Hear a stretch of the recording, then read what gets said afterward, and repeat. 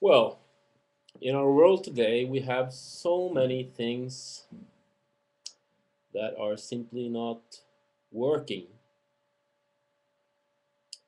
as they could have been. And this is because of the common profit motive that we are basically everyone is a slave under. A big company, have to make money to hire employees. Um, that's one thing. And of course, then we have all the people, all the banks, and all the corporations that are putting up schemes, so to speak, to earn much more money than they ever need to pay their employees or to reinvest. They just go for money for the sake of money itself, not for any other reason. So in the world today, it is a profit motive that is that has seeped through everything, the mindset of everyone in this world is is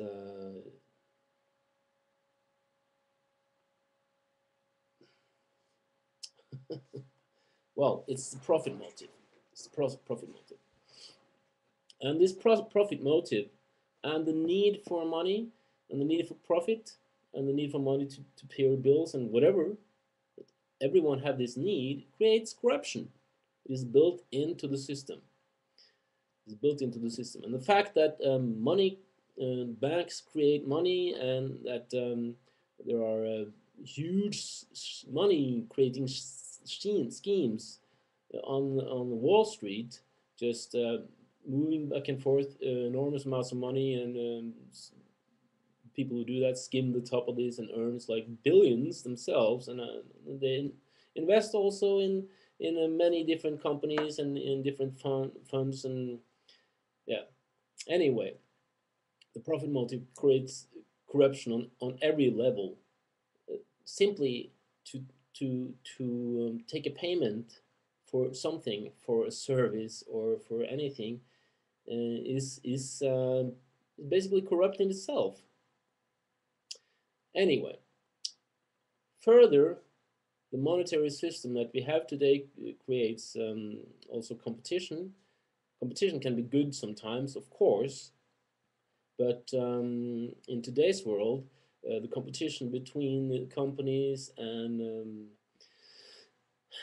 patent holders, inventors, just simply hinders the extreme development we could have had if everyone were allowed in a much higher degree to collaborate rather than compete.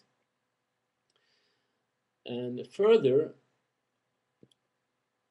the system, the monetary system itself, creates instability.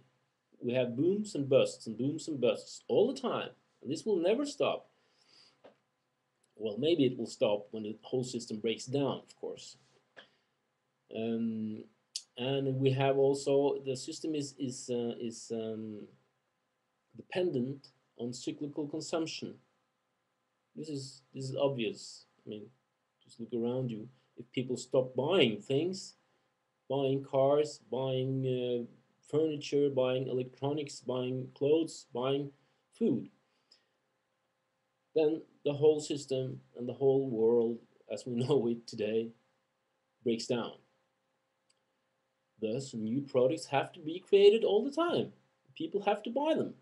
That's how the system works. And this is how we dig out the resources of this planet, because there is way too little recycling of the products that are being used than to replenish the resources that has been taken out. And this leads to resource um, depletion in the world. And this is not enough, but into the products, it has to be planned that they break down.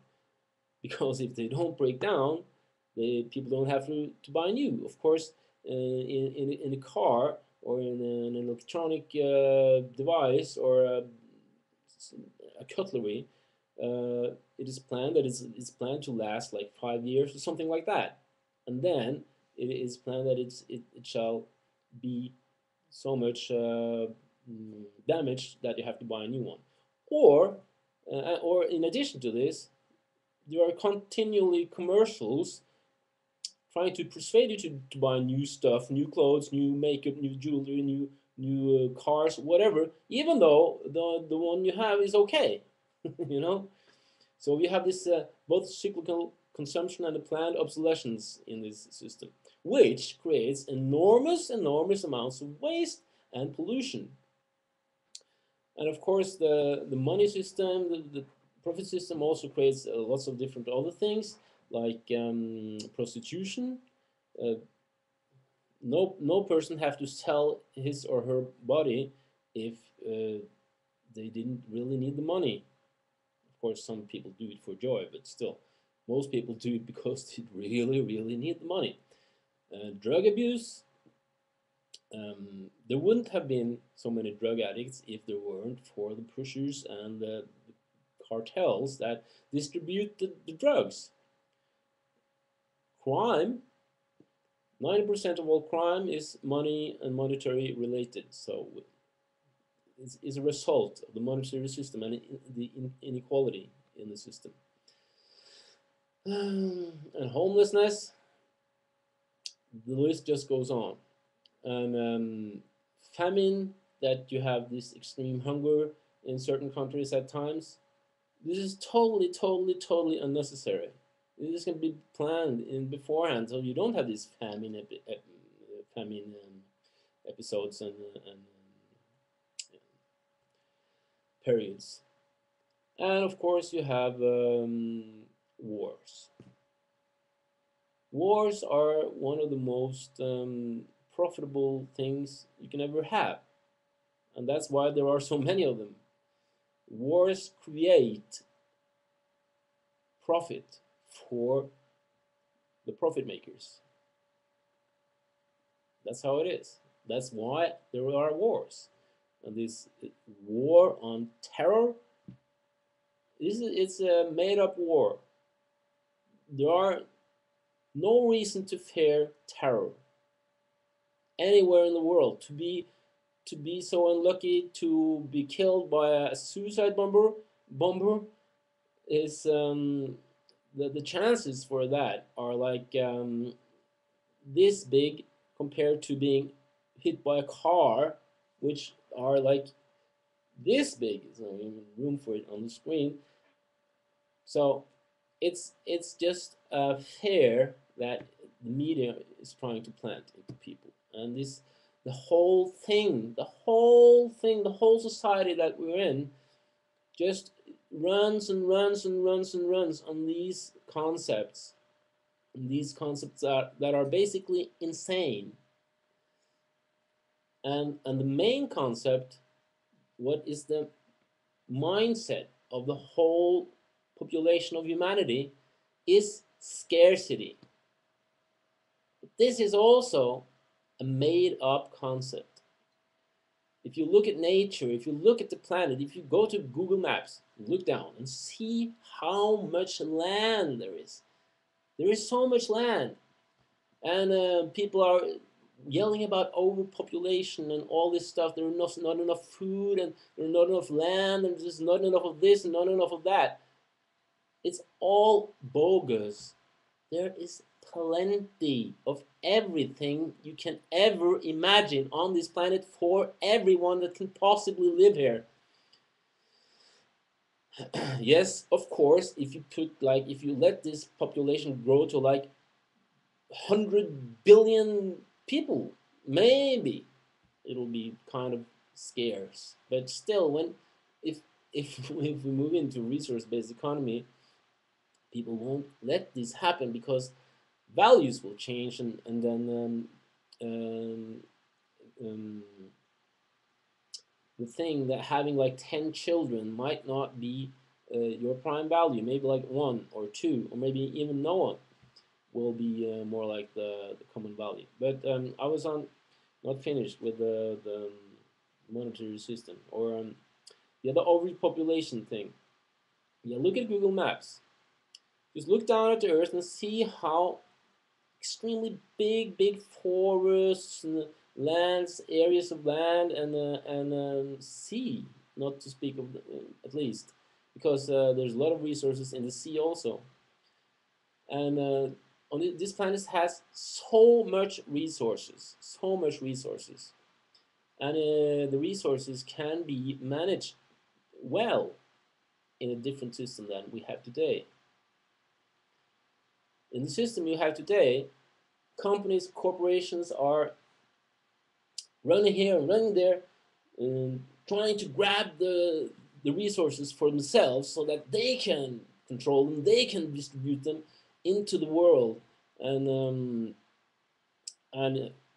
indigenous people everywhere are suffering over this, and resources are being depleted here and depleted there, and there's been digging huge holes here and there because we need this special network for this screen here, for the cell phones, for so many things in the industry and in the planet, on the planet that we have today. It's taken from the planet.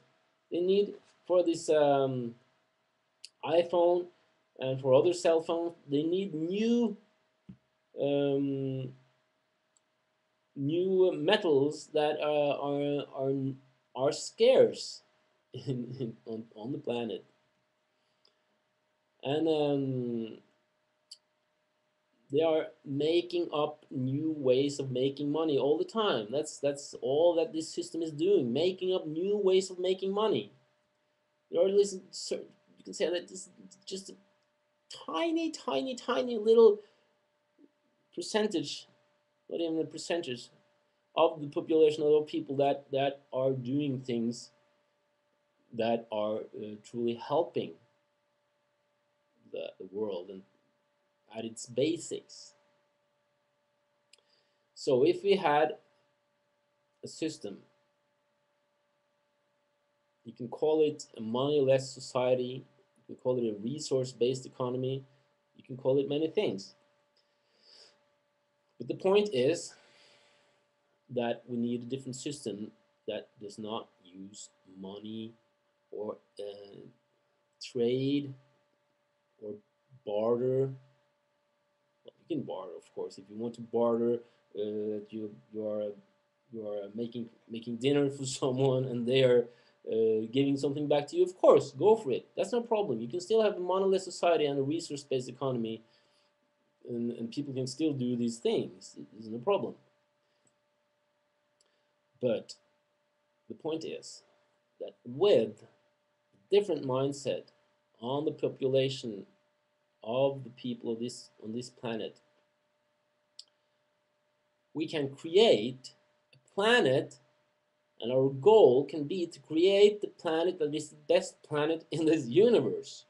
Instead of competing for this resource, competing for that resource, competing for this title, competing for that title, and instead of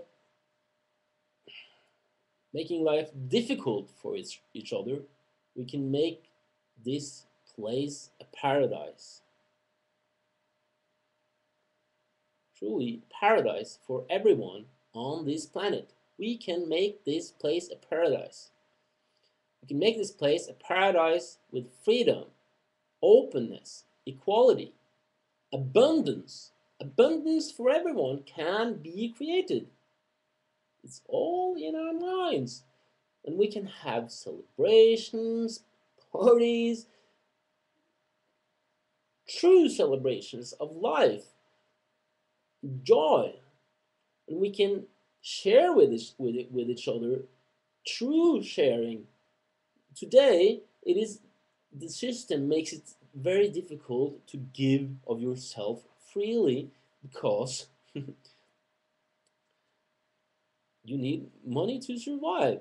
Even though you want to do a certain thing that is good for both you and the next one, humanity, the planet, or animals, or human life, or plant life.